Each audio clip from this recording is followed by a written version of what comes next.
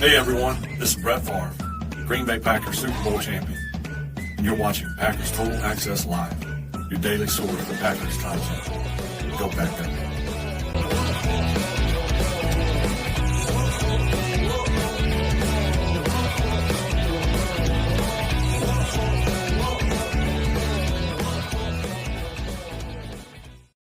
What's up, guys? Welcome into Good Morning Lambeau. My name is Clayton. That's Emilio. We're both in Tennessee for some reason. Don't know why, but we're here to talk some Packers this morning. You can check us out on Packernet.com. You can find me on Twitter at Packers_access. We give out Emilio's Twitter account, but he likes to keep it on the D-low. You know what I mean? So that's the way he rolls there. But how you doing this morning, buddy? I'm good. Donovan chilling already on us today. How many times are you going to come to my press conference late? Hey, man, it happened. I'm just happy I woke up. You know what I'm saying? My favorite one was someone gets stuck on the potty. Love it. So obviously Tim's on the road today. He's taking care of way more important things than talking to us.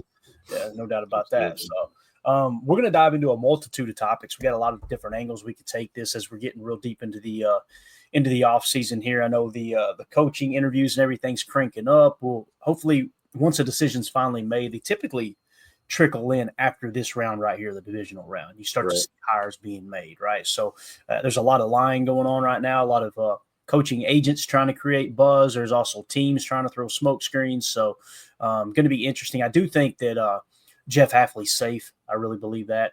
Now it comes to, okay, what does Robert Saleh want to do? Does he want to stay in Green Bay? Or does he want to go be a DC? I can't imagine he would turn down a DC job, to be honest with you. So I have a hard time believing he'll be a head coach as well. But we'll get all that information to you guys and gals as we move along in the off season. Let's go to the Patreon group. Arizona, or AZ Marky Mark, I should say, said no mock drafts until after the Senior Bowl. So there you go. He laid the parameters out for us. Trevor Anderson, Ja could be frustrated with the team if they recommended to not have surgery when he first injured the knee, and then he needed it anyway. I feel like this isn't the first time the team has tried to go no surgery just for the player to end up needing it later and keeping them out longer than just doing the surgery from the start. It's exactly what happened with David Bakhtiari, right, Emilio? He seemed like he was a little bitter, Bach did, because the whole story wasn't getting out there. You know, if you watch the presser from Matt, and one of the reasons that we thought there was problems there between him and David Bakhtiari is because Coach LaFleur was kind of like, he seemed frustrated, like he almost like the vibe you got. He never said he should be out there, but the vibe you got was like he should be out there. And then Bach comes along later after the season, after he's cut, and was like, they don't talk about my knee swelling. They don't talk about the extra surgery, however many surgeries, was 6 surgeries or something crazy on that one knee. It was insane. So I do think there's a little bit of validity to this. That could be why Ja is a little upset, but at the same time, the way Ja has acted the last couple of years, he's not built up that I don't know if rapport is the right word. A little bit of the to-do list that you get done for Mandy. You want to store a little bit of that in the bank. Exactly. You know what I'm saying? Exactly. You want to get out ahead of the problem. You want to build what I call a little credit with people. Right? Like seriously, we're humans. We're all going to screw up. I screw up way more than the average human, I promise you. But when you're on your game, you want to try to do things right. You want to try to do right by people. You want to take care of people. That way, when you do screw up, they go, I know where his heart's at. It feels like Ja's been playing with an empty bank account there the whole time. You know what I'm saying? Yeah, and I think that's tough just because, with Ja being, hurt, we expected a lot from him. And I think that's where I kind of fall back to, if it was IR ready, would we have felt better about the situation if we just threw Ja on IR in week 6 or 7 or whenever that real one came on, and then not ask him to come out week 11 and play 5 snaps and then get hurt again? And how would the fans view it if he was just IR'd and go from there? Maybe that would have, given Goody a little bit more ammunition to come back at him. But it would almost make me feel a little bit better if we just had him kind of, hey, Ja, you're over there, you're hurt, we get it. We're going to figure out some numbers when we're done. But you trying to chase it all year, keeping up a roster spot, all that stuff. What would have happened if we had, just an extra spot? So, it's tough. It is. It is tough, man. Chris Ann says, Emilio, we're impressed you made it. He gave you a little applause there. Love it. Appreciate it. Drew D in the chat said, I evaluated cornerbacks last night. Benjamin Morrison, I think he meant Morrison with an M, had a hip injury, but talent-wise, he's my CB1. Trey Amos is my CB2. You know, you guys know I'm a Notre Dame fan, right? Big Notre Dame fan here. Obviously, hope we win a natty there on Monday night. But I'm not as big on Morrison as most people are. I think he is a solid corner. Don't get me wrong. I think he's got the potential to be a great NFL corner. But there's others that I look at and go, I got less questions around them, you know? Right. So that makes me feel better, Drew, that he's your top corner. It really does, because I've been kind of second guessing Benjamin Morrison as that he's that dude in the draft, right? Now the hip, boy, that can be an issue big time, right? Anytime anybody mentions a hip injury, I will always refer to Bo Jackson. If you guys don't know what I'm talking about, when this show's over, go to YouTube, type in Bo Jackson hip injury, and just find any documentary on it, because hips can be, oh man, as Shakira once said, the hips don't lie, right, Emilio? Oh, no, they don't. No, and they can hurt. They can hurt real bad. Yes, they can. So that's good to see, though, Drew, that you're on Benjamin Morrison, man. It makes me feel Morrison was a 93 card, though, Clay, of course you Ultimate Team. So I mean, the dude was kind of nice. I don't know, but yeah, no, I get your point, honestly, because it's the kind of the cornerback room this year. It looks like they. Not that they're fluttered with injuries, but, you know, Morrison got hurt. Siobhan Ravel coming off the ACL. I think there's a couple of guys that had some bigger injuries. Packers have always kind of been hesitant on that. Let's see, are they going to break their stride this year? I don't know. Right. And Drew said, who do you like? I've got a couple. Obviously, Travis Hunter is going to be long gone, right? And I'm not as big on Travis Hunter as most people. You know, you see the Heisman, you think, oh, this guy's dynamic. I think he will be a great pro. But the one that really pops off the tape to me, there's multiple here. You said Trey Amos, that's one. But the one for me is Jahdae Barron with Texas, because he's versatile too. He's got some slot experience, but PFF grade at Texas, 90.8. We know Texas joined the SEC this year, so it's not like they were playing horrible, competition down there in the Southeastern Conference. Now, there's an argument to be made that the Big Ten is dominant now, right? I mean, you see, we got a Big Ten representative, and we got obviously the Notre Dame Fighting Irish, who are independent. So I don't know, man. For me, it's not as easy as he's my number one, he's my number two, because I've got 7 more qualifiers to add into my draft board before the final grade is done. So it's going to be a long time before I can definitively say that's the guy there. But Jahdae Brown is the one that really pops off to me. Zy Alexander was another one. And like you said, Siobhan Ravel is another one as well. Yeah. So, and then again, you're falling back injury, where are they located? I think we like Jahdae Barron just so much. He played kind of all over, played a lot in the slot, a lot on the outside, can play in the box. You want somebody that's going to be, especially if you're pulling that early. I mean, if he's our first pick, if corner does end up being that first pick, you're going to want somebody almost like our O-line. I need you to play a couple positions, even if you're not going to be starting outside or, in the slot, all that stuff. Yeah. Donovan Schilling says Alexander's a dog, so he's obviously a fan there. Now, one of the things I like to do when we start breaking down, we're through the first top 50 prospects according to the consensus big board. And of those top 50 that I've got the first wave of grades in on for my draft board, and again, this is nowhere near a finished product, but I like to kind of monitor, okay, who's rising to the top, as Macho Man once said. What cream is rising to the top here? Here's the players that are really sticking out to me. Defensive tackle Mason Graham, halfback Ashton Jeanty, quarterback Shedeur Sanders, wide receiver Tetero. Is that what we're going with? Tetero McMillan. Edge defender James Pierce, tight end Colston Loveland, and edge defender Mike Green. Here's the guy. Mike Green was the one that really popped to me, like, why is no one talking about Mike Green out of Marshall? Probably because he played at Marshall, right? Yep. So, and we'll see. Maybe that'll translate. Maybe it won't. I just put that in there just as a quick reference. I'm going to do that all year long as I continue to build the board. As when we get to the top 100, I'll add any other players that may have rose up into this group as well on the current tier. So next we got Chris Nichols in the Patreon group said, most of those projected to go before 23, right? I've seen a few mocks with Pierce to the pack. Mike Green, I don't have the consensus big board pulled up, but Mike Green was like around the 34 spot. I'm pretty sure Colston Loveland, if I remember correctly, too. may have been outside of it. Let me go to the consensus big board there. Emilio, you got anything to add to that question as I pull this up? No, I don't think so. I was trying to pull it up for you. Dude is looks like PFF had him 47th. Is that where you had him at, Mike Green?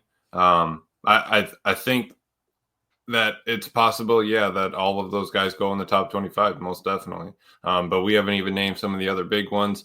Let's not forget it's a quarterback draft and the NFL draft. So exactly right. How many quarterbacks are we going to kind of line up in there and put in that first round pool? I'd like to see that. And then we can kind of go from there and judge, are we going to save a pick or two just because they're going to pull, Jalen Milroe at 15 just because he's a quarterback? Right.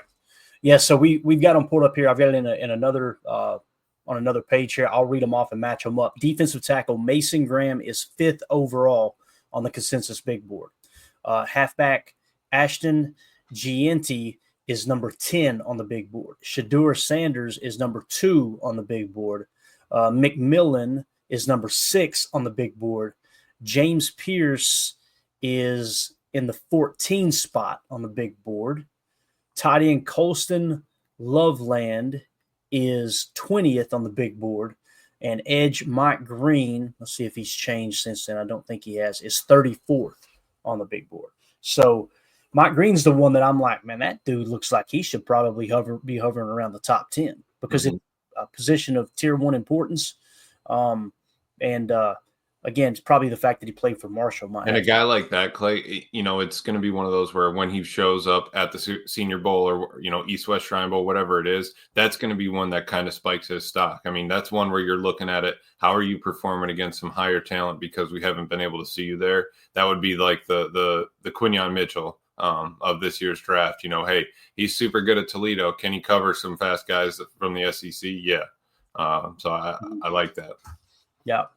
So, pretty much all of them but Mike Green, Chris Nichols, of those, however many they were, 7 guys that I listed are all in the top 23. Yeah, they'll probably be gone, I would imagine.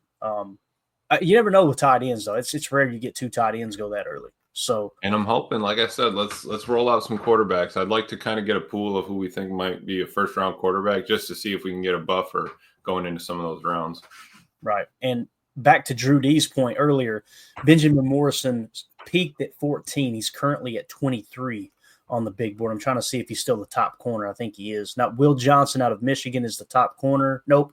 It's Travis Hunter at number 3, Will Johnson at 7, and Benjamin Morrison is now down to 23rd on the consensus big board. So up next, we got Ron Samville in the Patreon group, wondering what a futures contract looks like, money and duration. I don't know a whole lot about futures contracts, Ron. The way I understand it is it resets to kind of a 2-year deal. And when I say a 2-year deal, it might not be technically a 2-year deal. There might be restrictions on his free agency on a futures contract. Mm-hmm. We could look up that information. I don't want to spend too much time on it. If anyone wants to look it up in the anybody wants to look it up in the chat, just post it in there. If you don't want to copy and paste, hey, here's how the futures contracts work, or if you see it too, then you'll feel free to fire away. Yeah. So, all right, let's see what else we got here. Ron Samville says, last year we talked about what choices need to be added to move up in the first round. Can we go over that again at some point? I'm trying to understand that question. I think what he's asking is what it would take to trade up maybe in the first round. Like what draft you have to give up. What's going to kind of cost us. Yeah, we can do that. We can look at the draft chart here in a little bit for sure, man. So we could take a look at that, on a later show. But yeah, I think it would be important to kind of understand the draft chart. It's just so hit or miss, in my opinion. Some people treat the draft chart like it's the gospel and you got to go buy it to the point. But there's other people that laugh at it, because there's been a revamped one. The original trade chart or draft pick trade chart was actually created by Jimmy Johnson back in the day, and it's been revamped. And teams are not really going by the book. They may use it as a parameter, right? And that is the way we did it last year, though. We used PFF, didn't we? And we trade up and kind of determine here's what it would take. And I think we did float back and forth in mock draft database, just trying to get an idea on cost, and then you go from your public board to the private board or the PFF board, all that. So I do think that's that's a possibility. Going back to just Ron Sandoval's future contracts, just two little paragraphs says future contracts following the conclusion of an NFL regular season. There will be numerous announcements of a team signing players to reserve future contracts, also referred to as future contract. As the word future indicates, his contract does not count until later on. Although there are no limitation to the contract player, to the contract a player can sign for a reserve future contract. They are generally for the league minimum amount, depending on the player's credited seasons. While there's nothing stopping teams from including a signing bonus to future contract, they are more exception than the rule. So it looks like, you're kind of walking that, bare minimum, veteran kind of line and just go from there and see where, see where they stand. Yeah, sounds like it. Appreciate you pulling that up. Drew D, this draft is weak in my opinion, and usually that means trading up is cheaper and you get less for trading down. I've thought the same thing, Drew. I'm looking at this draft and I'm going, boy, this just feels weaker than the most recent years. Now, we won't know until a year or two from now when we look up and go, dang, this draft was loaded or this draft sucked. Right. On the surface, comparatively speaking, I agree. It does seem a little off. But maybe it's early and our, opinion will change as more information comes in. We'll see. Like Prince said here, free agency looks weak as so far as well. Really going to be challenging for college scouts and pro personnel guys this year. What would you say, Clayton? You think that free agency looks weaker or the draft looks weaker overall compared to last year? Oh boy. I think they're both down. Yeah. It's kind of the vibe I get, That's what I was thinking. That's the thing is like we got a little bit of money and we'll talk about how much money here in a minute. Matter of fact, I don't think I saved that. Maybe I did. I had an article that showed draft capital and cap space and everything. And we're actually in the bottom third of the league in draft capital, believe it or not, or at least the bottom half. So, in my opinion, it's kind of how it feels on the surface. But again, it doesn't mean this couldn't go down as one of the best draft classes, right? There's been times in the past where this is a great quarterback class. Mm-hmm. None of them pan out. And then other times you think it's weak and two guys step up and they're franchise quarterbacks, right? So just I think more times than not, it goes into from the draft. I think it comes down to player development and how good these coaches are at developing the players and that developmental trait, if you will, that a player may or may not have, right? That's plays into it more than anything. So, and I think that's why former players kind of scoff at PFF and roll their eyes at stuff that we deep dive into because they're like, none of this matters if you can't get a good position coach in there to get the best out of that player, right? Mm-hmm. And I think that's why we're looking at a new D-line. It's you gotta, even if you think you're close, there's always an opportunity to get better or find someone that can get you better. Yeah, that's exactly right, man. All right, let's move on to draft needs according to PFF. I thought this was interesting. And then we're going to go to a couple tweets I sent out. I want to get your all's take on it. So this is basically positions of need. All right. According to PFF for the Packers, they have center, wide receiver, edge, and cornerback. So once again, they don't even mention defensive tackle, right? It says the Packers have one of the deeper receiving rooms in the NFL, but are likely to still chase a player who can develop into a true number one wide receiver this offseason. Oyamanor, I think is how you say it, has enjoyed 2 solid seasons at Stanford, earning PFF receiving grades above 70 in both years. So their name dropping wide receiver Alec Oyamanor. Is that right? I would say that's pretty close. All right. Out of Stanford. Now, again, day 1 or 2 option, they left themselves some buffer there, right? Obviously. Oh, yeah. So I love how it's like, just within 64 picks, they'll probably take this. Mm-hmm. Yeah, we don't know if Goody's trading out of the first yet, but we'll give us the first 2 rounds. Right. So I wanted to set the stage for that right there, kind of set the table with they're saying center, wide receiver, edge, corner, D tackle is nowhere around, right? Well, let's hop over to my Twitter page, and I did a little bit of research this morning. I love doing this every year, especially this time when you get to the final 8 teams. I like to kind of take a look and go, okay, what are these teams? How are they built, right? And it's always the same teams that are kind of the final 4 that you're going, man, they're built to win the whole thing. So I said of the final 8 teams in the NFL playoffs, here are their starting centers PFF grades for 2024. The Chiefs, 92.8. Yeah, that's Creed Humphrey. We'll move on quick, okay? Mm-hmm. Yeah. The Lions center position, 85.3. The Ravens, 80.9. The Bills have two different centers because of injuries, 71.6 and 74.1. Like, you've got two that blow our center out of the water, right? Eagles 67.2. Obviously, they're still trying to replace Jason Kelsey. The Commanders 66.6. The Texans 63.1, and the Rams are at 55.9.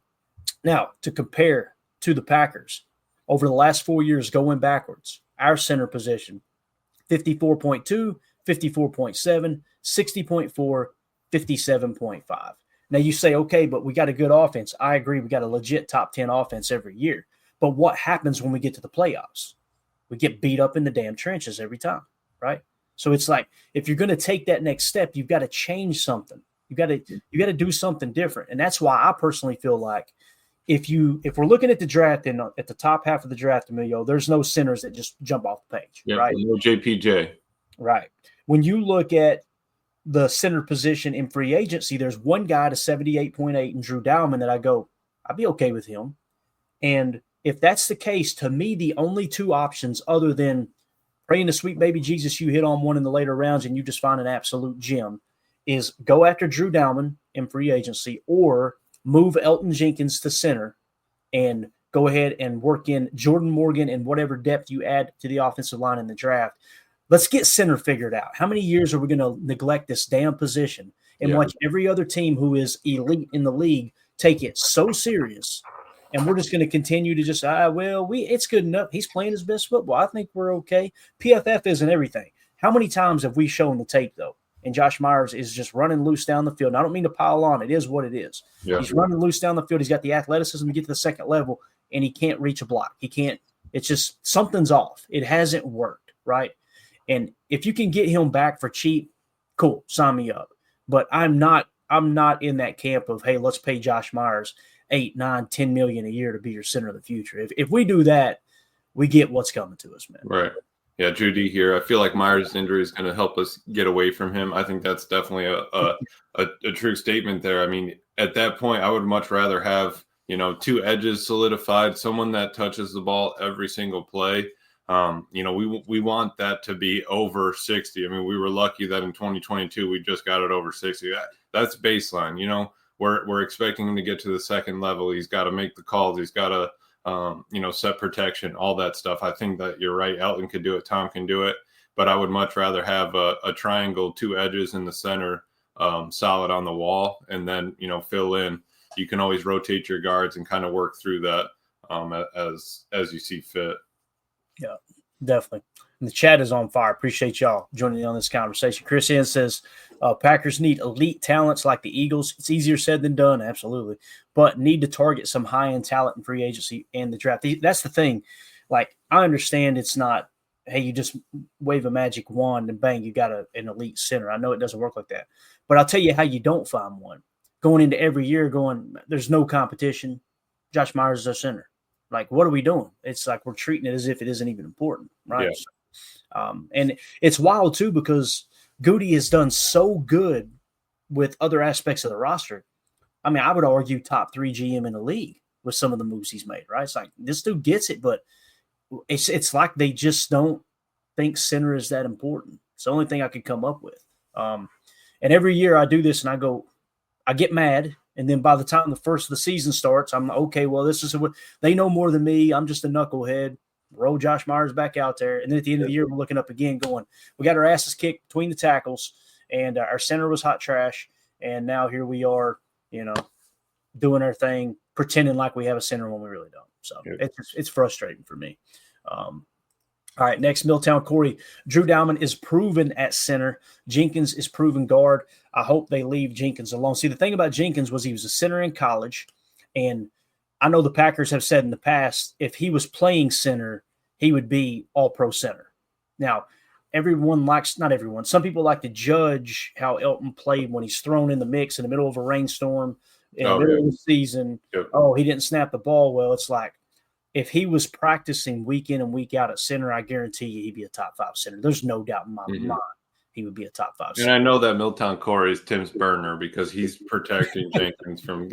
We know Jenkins, is solid there. But I mean, you're right. You're asking him to come in, no reps at practice, nothing. A couple of snaps go haywire, and it's over. But then you also got to be ready for the craft cheat, the craft push, all that stuff. All those things are on the center.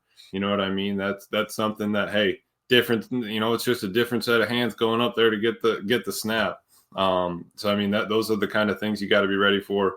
And I like that. Even if we do have that mobility, imagine pulling Elton or whoever's at center, but we're asking them to do a lot, get to the second level, turn a guy, double team, get up. And I think that's something that we have a few guys that can play those positions, and that's why the Packers draft them the way they do.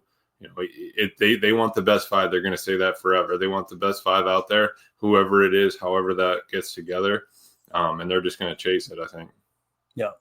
And I know the name that keeps getting brought up is Jacob Monk. Like, Joseph asked, have we ever heard specifics about Monk's development from the coaches, how they feel about him? This is how I anticipate that happening. It's going one or two things are going to happen. Either Jacob Monk's going to emerge in training. Let's say we don't touch center this year. Jacob Monk emerges and he's the starting center and he plays great and he's the next Zach Tom, right? Like, it's just like, wow, they hit on one here, because coaching staff was raving over him when they first drafted him, right? And many of the media members were too. I remember specifically Jason Wilde talking a lot about him, like, hey, this guy, they seem to really like him. That's either going to happen, Emilio, or what's going to happen is we're going to look up next year and we're going to be, Jacob Monk's playing pretty good. He graded out a 60. That's not bad. And then it'll be hovering around 60, and we'll look up and we'll get bounced in the first round. And then these other teams will have dominant center play, and we'll be going, here we are again. Like, you got to put a priority on it. It's in my opinion, it's the third most important position on offense. And I know people are going to laugh at that. I don't care. Look at how these teams are built. Look at how Pat Mahomes has played the last couple of years. He has not played that good. Why are they winning? Because they're built in the trenches. You got Chris Jones on one side, and you got Creed Humphrey on the other. Right. And again, there's no doubt in my mind, Goody thought that Josh Myers was better than Creed Humphrey. He's probably a little more athletic. So if it had been the other way around, who knows? We'd probably be staring at these deep playoff runs, right? If Patrick Mahomes had one of the worst graded, a center that's not even graded out as a starting center in the league. Like, he's graded out underneath 32. That's a hard thing to overcome. It really is. Yeah. Yeah. Prince in the chat, I think they want a franchise type center and had hoped Myers would be that guy, but he turned out to be. And why wouldn't you hope that Myers would be that guy? He's what, 6'3", 6'4", 3 and change. I mean, dude's a wall. If you could get him to produce at what you thought he would be, I know coming out of Ohio State, we are set. We're cruising. But yeah, you're right.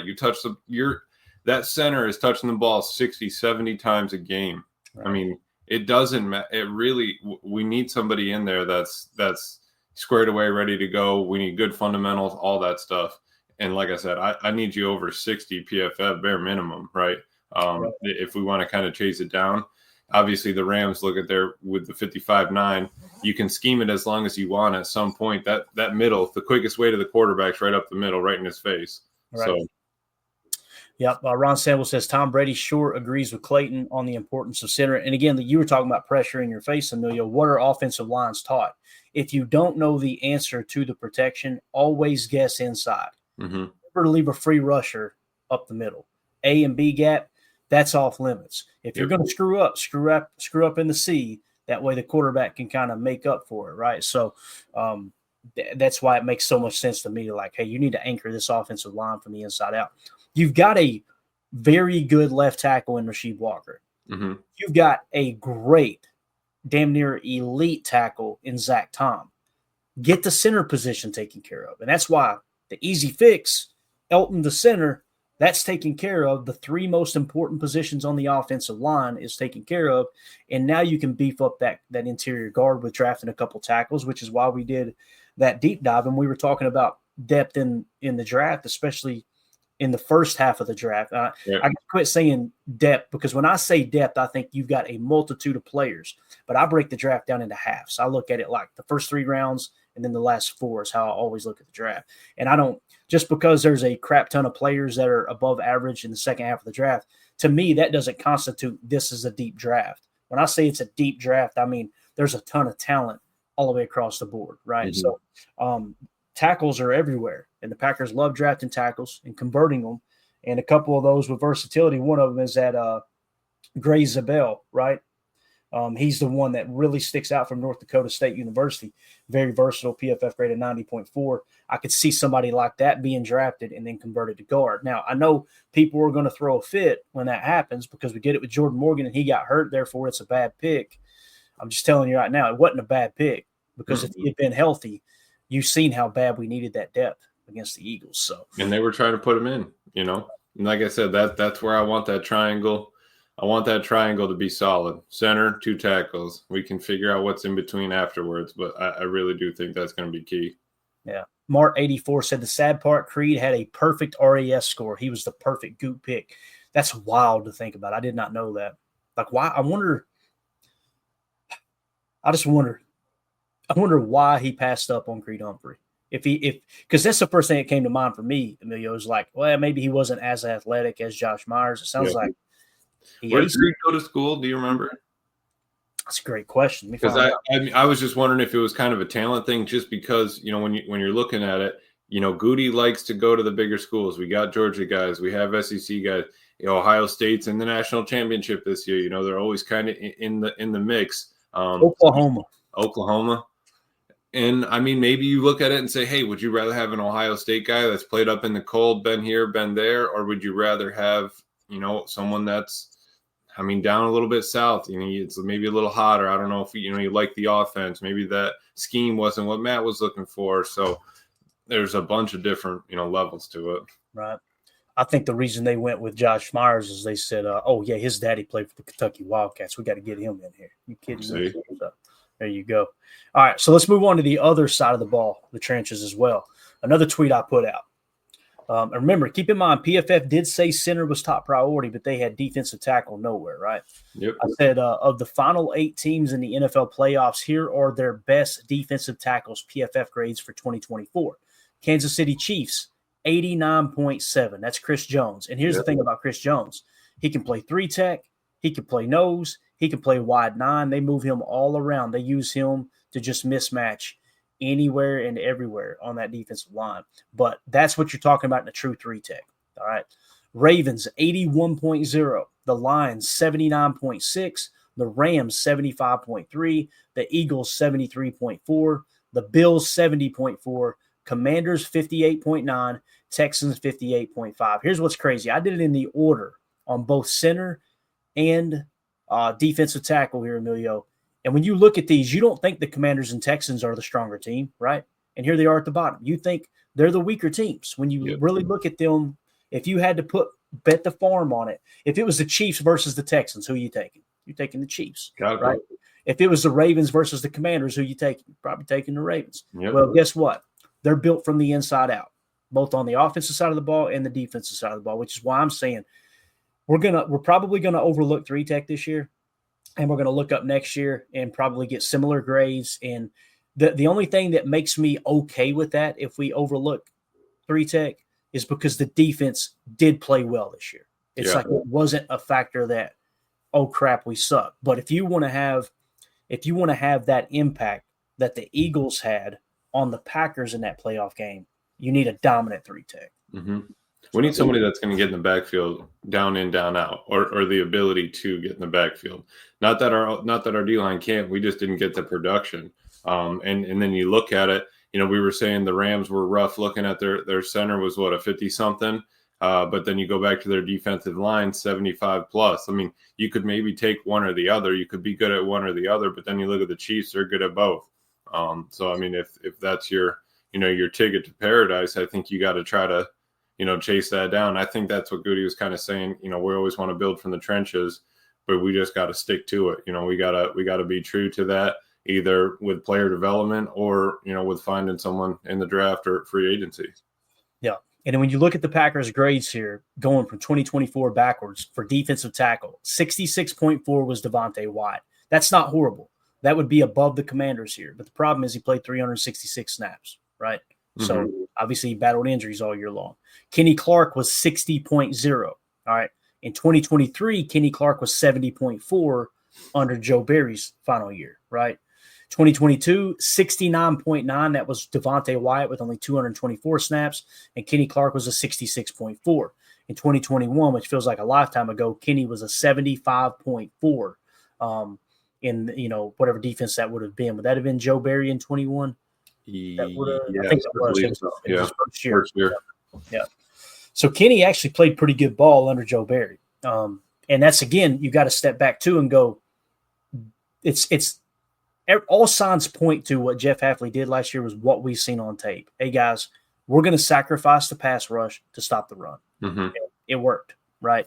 Now, go get a damn dominant 3-tech, and at any point you could turn him loose and just be a game wrecker, right? Yeah. And just like center, it's not like they're falling off trees. You're going to have to take multiple swings to find one. I just think it's important. I really do. Especially just like everybody in the NFL, you want to get pressure with 4. Us specifically. I mean, that's if our scheme was to play 3 high, 4 under, and we ended up having to play 2 high shell or 1 high, single high, and kind of play man underneath and that sort of different things.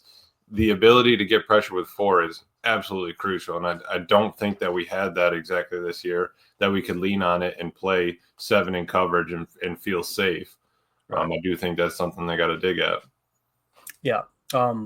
Joseph in the chat talks about Derek Harmon here.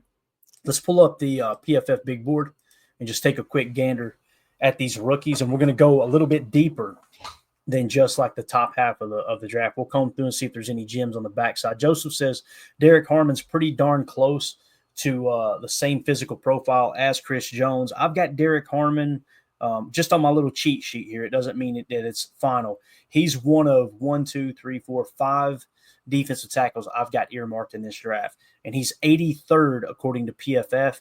His PFF grade was an 83.6 out of Oregon, but let's see if we can find him here and just take a quick glance at Derek Harmon. He's mentioned 6'5", 310, so he definitely got that reach. PFF grades 59.8, 78.4, 83.6. Now, will he last to the 83rd pick? That's not what the big board's saying. They're just ranking the players, right? Now, there'll be quarterbacks that are ranked less than him that might go ahead of him because, like you said, there's 2 drafts every year, the quarterback draft and the NFL draft. But Derek Harmon, I would be okay with. He's one of them I got earmarked. Early in the process, but as it sits right now, I think that could potentially be a dude that could be a 3-tech of ours of the future. But yeah, I mean, and with his kind of numbers, pass rush grade of an 86.2, run defense 79.4, true pass rush grade 91.1. And it looks like he had 5 sacks, 7 hits, 43 hurries, and 2 batted balls this season. Yeah. Season before he had 18 hurries. So, I mean, dude doubled his hurries in a season. Yep, and look at the versatility.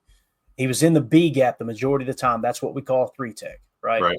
So 3-tech, and then he was also straight up over the tackle 188, meaning he played a 4-tech. That's a true 3-tech. That's what we're talking about. If you looked in there and it said A gap, you go, probably not a 3-tech, right? He's definitely a 3-tech. So Joseph, yeah, I don't have any problem early on here with Derek Harmon. Pass rush win rate of a 17.6%. That's wow. I like that. King Tron with the super chat. Appreciate you, buddy. He says, "What's up, PTA? Let's get hyped for the potential additions this offseason. Heads up, it's going to be fun. Goot will make moves. Smash the like button. Appreciate you, Tron. Thank you for doing it. You're an amazing person. You know that, don't you? Yeah, you guys are seriously, man. You are too kind. You really are. Let's see here. Drew D, how do you have 43 hurries in a season? I don't know. It's crazy. We need to ask that guy. We need to ask him how we did it and see if we can get some of that over here. Yeah. So in the top part of the draft, the ones that I got earmarked, we talked about Derek Harmon. Let's go back up. The top one, it doesn't mean he's going to be my best defensive tackle. He's just the highest ranked guy that I have earmarked as liking is Tyleek Williams. PFF grades 80.9, 77.6, 79.6. Just steady Eddie in that regard. He'll be 22 years old at the draft. When you look at where he lines up, he's a 3-tech. 384 snaps at B gap at the 3, and then 132 over the tackle. He's a run defending 3-tech, from what you can tell. Look at that run defense, yeah. 16 hurries. 17 hurries the year before, 3 sacks. So not like our boy we just checked out, but I mean, and is that something we're looking for, Clay? Is that something that we want to do? We want a pass rush and 3-tech, or do we want a dog run defender 3-tech that can just kind of clog up the middle? The answer is yes. We want yeah, both. right. That's what I'm saying. Like we brought in Devontae Wyatt because he can rush the passer, but then we have TJ Slayton to stop the run. It's like, is someone that can do both? That's ideally what we're looking for. Right. And to me, Tyleek doesn't seem like that guy on the surface, right? But we'll see. Now, Oregon this year, they can't – usually they throw out the argument and go, yeah, but Oregon's playing bad competition. Right. They're in the Big Ten now. We can no longer say that, right? So pretty much playing the same competition that Tyleek was. So Tyleek's first on my list. I'm glad – this is why we do this and we do it live on the show, is to kind of pick through and figure out what's their strengths, what's their weaknesses, right? A little exercise. So Tyleek, matter of fact, I'm going to put an R next to it just to show that he is more of a run defender than balance. TJ Sanders is next that I like. 57.4, 72.5, 82.4. All right. He's from South Carolina. He's 6'4", 290, a little light in the loafers. He also was a B gapper at 394 snaps at B gap. Look at that. Look at that pass rush win rate. Then look at the run stop rate too. This dude being split across the board, I like that. Played B gap a lot, dabbled in A gap a little bit more, maybe I think than we would quite want in 2023. But 19 hurries, pushing 20 hurries, that's great for this year. 5 sacks the past 2 years actually. So getting production. Looks like struggles maybe a little bit against better talent. A bad grade against Vandy, Oklahoma, but showed up a few times. Looking at it, I think I'm still leaning on Harmon at the current moment just because of that production. But is that production going to carry over? Right. I mean, he sure did everything he could do. Yeah, right? Exactly. Right. Yeah, I like him better than Tyleek, but to be honest with you, I really do. So TJ Sanders is definitely on the short list here. Next is Walter Nolan. I've talked about him a lot. He was one that grabbed my attention. 68, 72, 88 this year. He's 6'3", 305, and I'm pretty sure 432 snaps in the B gap. He played 103 over the tackle and actually 28 outside of the tackle. So that kind of feels like Chris Jones, right? Yep. Man, look at this. God, you have the floor, Emilio. This is crazy. Hand it off to my man. 26 hurries, 6 sacks this season, 7 this season before. Pass rush grade of a 74 flat. Run defense of a 91.6.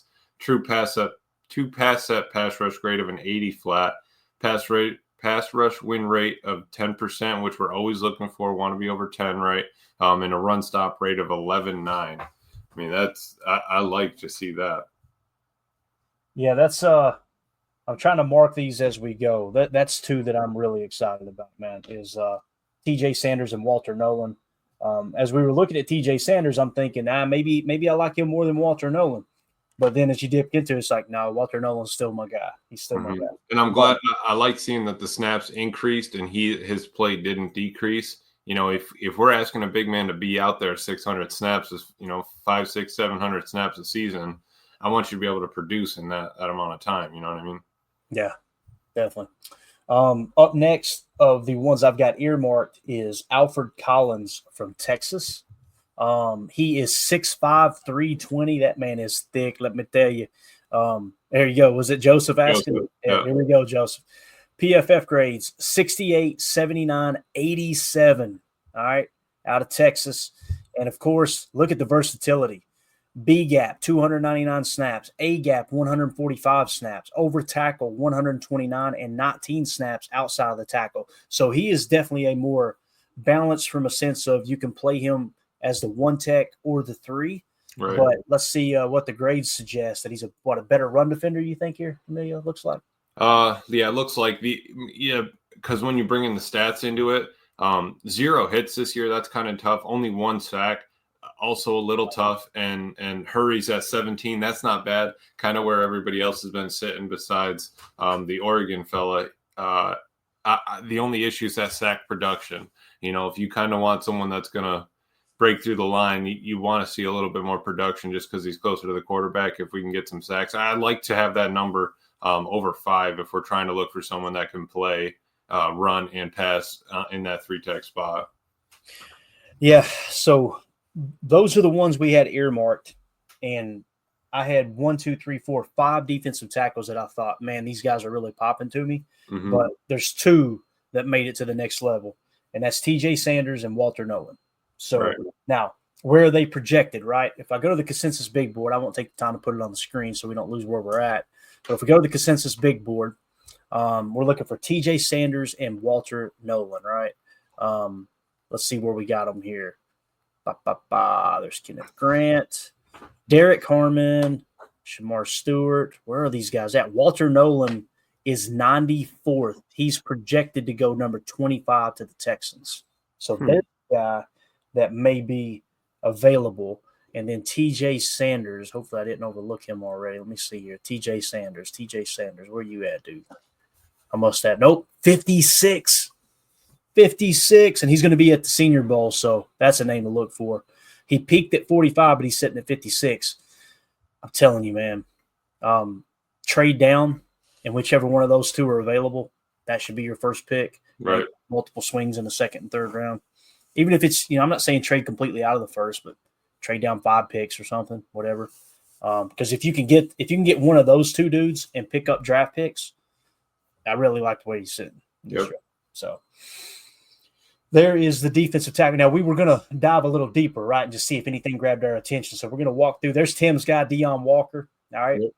Obviously took a step back this year at Kentucky, but again, watching that firsthand, that whole defense took a step back. So I don't know if, I don't know. I'm not going to read too deep into it, why he took a step back or why, Hairston did as well at the cornerback position, but it is what it is. We talked Harmon. So let's comb through and see. Let's just focus on these PFF grades, see if anybody else kind of sticks out here. Here's one. Simeon Barrow Jr. out of Miami, 114th ranked, 77, 72, 81 for him. And it looks like he was a B gapper as well, 218 snaps. He played in the 3-tech, 87 snaps in the A gap, which would be a 1-tech. Over the tackle, 96 snaps, and outside of the tackle, 17. And some stat production with 7 sacks, 21 hurries. I like that. Ooh-wee.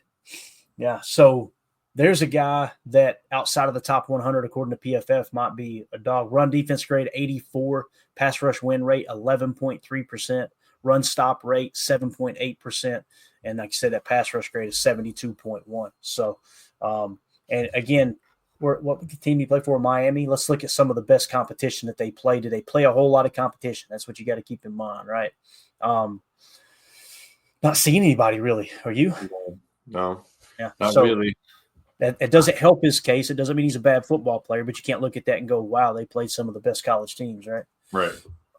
Let's comb through again. Riley Mills obviously dealt with an injury. He was really big last year. This year took a step back. Obviously played 539 snaps, but he got hurt towards the end of the year. I don't know if he's going to be completely healthy for the draft.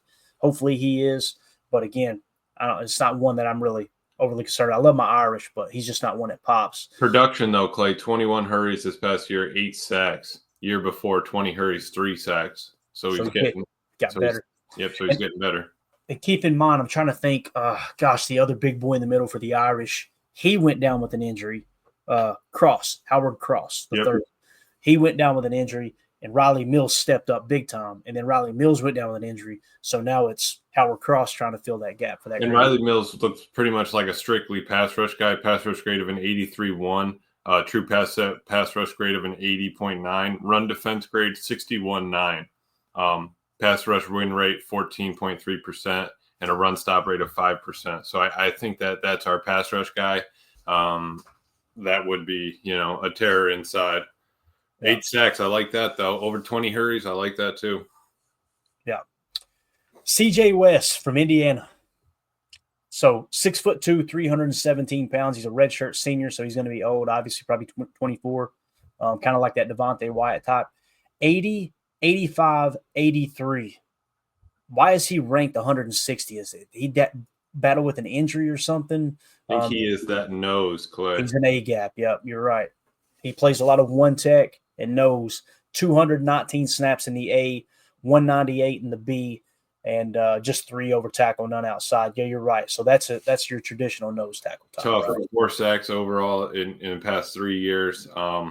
19 hurries. That's not bad, but 1 sack this past year. Mm-hmm. Don't love it. I mean, why don't? It's because our defense played so well against the run this year. Why are we looking to try to bolster that? I think if we kind of keep steady Eddie and keep grinding there, we'll be all right. I think we just need a spark in the pass rush. We need to be able to have guys when someone's taking a double team, we need people to win one-on-one battles. Well, however you do it, whatever you're going to do, we need one-on-one winners. I think that's kind of where we need to be heading. Yeah, it looks like his best game of the year, or second best of the game of the year, was against Notre Dame in the playoffs at 81.4. So he showed up in the big game. Check this out, Emilio, something worth mentioning. 2023, he played 384 snaps as a 3-tech, right? And he had a higher grade at an 85.9. Right. So that's something to keep an eye on there. I don't know what his production is. 2 sacks? Yeah, so he had two sacks. Sacks. What's that? His most sacks, most hits. So yeah. Makes sense, though, being in the 3-tech, but someone to keep an eye on there. CJ West might be one of those later guys at like I said, ranked 160. Would you be okay with taking him, let's say, in the 3rd or 4th round? I would. Right? I would take a shot at it for sure. And that's the problem, too, is sometimes general managers will look at the draft and go, we got a similar grade on these 2 guys that are later in the draft. Let's wait. Then you find yourself in no man's land. Other teams swoop them up, and you don't feel that need, right? Right. So that's the tough part. Look at this guy right here, man. I don't know how to say his name. Aeneas Peebles. Made me want some Fruity Pebbles reading that name. 65.8, 86.1, 88.6. He's 6'1", 290, so a little bit undersized. That's going to hurt him in the draft. That's probably why he's down here so low. He's a 3-tech, right? Yep. What do you think about him, man? He's a dog here. Pass rush grade 91 flat, true pass set 90.9, pass rush win rate of a 17% flat, and run defense of a 78.5. And the guy gets hurries. 31 this year, 24 the year before, 14 the year before that. Had 3 sacks this year, 6 before that. I like that kind of production, especially later on in the draft. I mean, this guy's he's kind of slipping down a little bit, but the fact that we can get that kind of pass rush rate and 30 hurries, thank you. Anything over 20, sacks over 5, a little shy there. But he was also, who else was on Virginia Tech? Who's that number 52? That crazy edge from Virginia Tech. I forgot his name, but maybe that guy's pulling looks from him to allow this guy to take off. But still, I wouldn't be opposed to, taking a little deep dive at they have him ranked 170 here. So. Mm-hmm. Yeah, King Tron says CJ West is a good player. I'd love to have him in the 3rd or 4th still. Peebles is one that's going to make my list. I'm going to tell you right now, man. I mean, he is. I know he was talking about the other player there, but yeah, this dude. When we look at the talent that he played, though, we got to take that into consideration, right? Played Clemson, 84.5. Mm-hmm. Miami had a decent team this year, right? 77.7. Yep. He dominated Old Dominion, but that's not saying much, right? And then who is that right there? Is that Vandy? Yep. I think that's Vandy. Yes, 78.6, which Vandy ain't no powerhouse. So obviously didn't play the most talented opponents, right? Mm-hmm. Definitely worth mentioning. So good stuff there. All right, let's just go rapid fire now. Yeah, we keep finding them, man.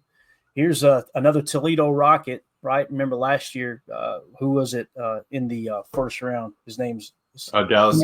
I'm sorry. Mitchell. Dallas Gant was Jacob's Toledo boy. Yeah. So here you go, 77, 80, and 90 out of Toledo is Darius Alexander, 6'4", 310. Got that size. He's a dog. He's a 3-techer. Holy cow. Pass rush win rate, 12.1%. Run stop rate, 7.9%. Run defense grade, 90.3. Pass rush grade, 76.6. This is a pretty deep draft for defensive tackle, is it not? And I like that. Dude had 30 hurries last year, 7 sacks. This year, 25 hurries, 4 sacks. Those are kind of numbers you like, especially where his run defense grades out of 93. Dude can stop the run, still get a handful of pressures. That's all I'm asking you. If we can seal you in and you can get pressure up the middle, I'll take it. Yeah, definitely. King Tron with the super chat. Got a troll in here. Bears fans crying. Oh man, I haven't even been paying attention to the chat. I ain't either, man. Who is it? Shout them out, man. Give us a name here. Let's see who we got in here. What was that here? Oh, here it is. I think it's this guy right here. I hack a lot. All right. Sweet name. Love is the worst quarterback in the division. Overpaid trash. LOL, man. Oh, man. That's so we were asked if we could punt him. I hack a lot. What is the shape of Italy, my man? If you get this right, you can stay. What's the shape of Italy? That's all I'm asking for you. Yeah. We're waiting on you. I hack a lot. This is good podcasting here. All right. This is right. Oh, Mike, Chris N, man. That's just look for the answer, Emilio. As soon as you get it, let me know. I'm gonna comb through the answer. I hack a lot. Oh no, he's not gonna say it. He knows what's gonna happen. He's been in an Xbox party before.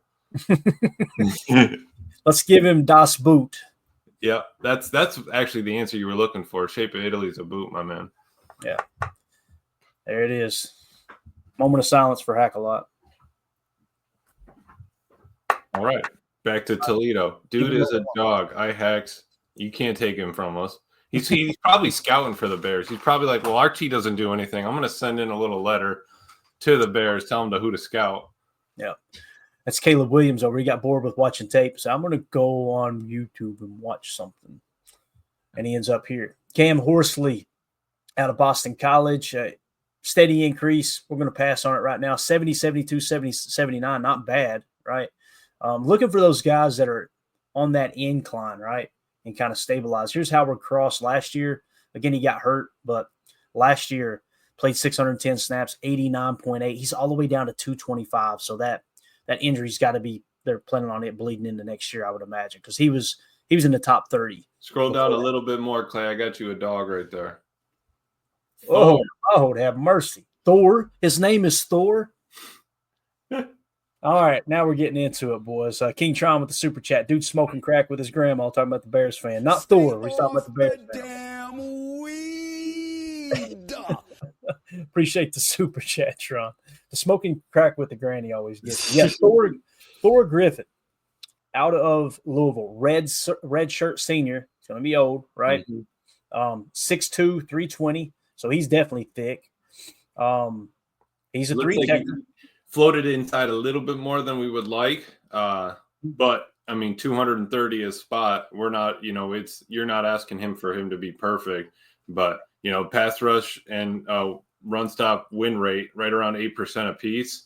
That's consistency. That's solid across the board. I do kind of like that. Played great against Miami, and kind of decent the rest of the games. So not terrible for a guy coming from Louisville. You know what I mean? Thick. 6'2", 320. You put him in the A gap when you need to, right? Like he could be a little bit versatile. Now, again, where is he at? 230th. Yeah. You're telling me we can get him in the final couple of rounds? Sign me up, right? Yeah. Not bad at all for a late round gem. Matter of fact, I may pencil him in here on the sheet as well. Let's see as far as opponents played. Miami, a 93.2 against Miami. Held his own against Notre Dame, 67.2. Not horrible, right? So those are two teams that are pretty good football teams. Washington was good going into this year. I don't know where they finished this year, but 77 against them. I'm going to write him down as a late round potential gem so we can look into him a little bit more. So we'll go D tackle, Thor Griffith. Love the name, by the way, man. Just the name alone. Yeah. Could you imagine if LVM pops this year? You draft Thor Griffith, so you got Hercules next to Thor, next to Bane Gary. Let's go, man. Kidding me? Sound like a movie in the making. All right. Steady decline there from Joey Slackman. He was slacking this year. I'm thinking he got hurt. I'm not 100% sure, but yeah, he 112. You're right. Yeah, looks like he plays a lot of B gap, over the tackle sort of stuff. In his last year when he played, 6 sacks, 12 hurries. Not the hurries we're looking for. Did have the sack numbers, but it doesn't quite look like the dude rushes. At least from this year, didn't rush super well. Right. Previous years, though, if you didn't have that injury and he kept tracking this, he's probably a top prospect, right? So, I mean, yeah, because last year he was the third out of 883 D linemen. So I mean, that's impressive. at that 90.7 last year. Yeah, and his best game of the year this year was Miami 70.6. Next would be Texas. That was at Texas, a 68.9. Yeah, so there you go with Joey Slackman. Again, sucks the injuries kind of reroute these guys in their career arc, but that's what it is. All right, man, I think we covered that pretty extensively, dude. We got us some late round names. We confirmed some of the early round guys. I wanted to look at some of the centers. We'll probably do that on our next show. May watch some playoff football tonight. Don't know for sure. I'm going to check with the boss downstairs, and if we ain't got nothing going on, you guys will see a show get scheduled here a little bit later. If not, then I'll see y'all in the morning. But hey, appreciate your time, man. Absolutely. I know it's hit or miss for you on the weekends. If you're available later, why don't you just shoot me a text and let me know? If you're on and I'm around, we'll do another one later on. Sounds good, man. I appreciate it. Yeah, love breaking it down. I think we got a busy day ahead of us. A little bit of NFL, a little bit of scouting. I think we're doing both now. Now we're watching talent in the NFL, keeping an eye on anyone that might peel off these teams.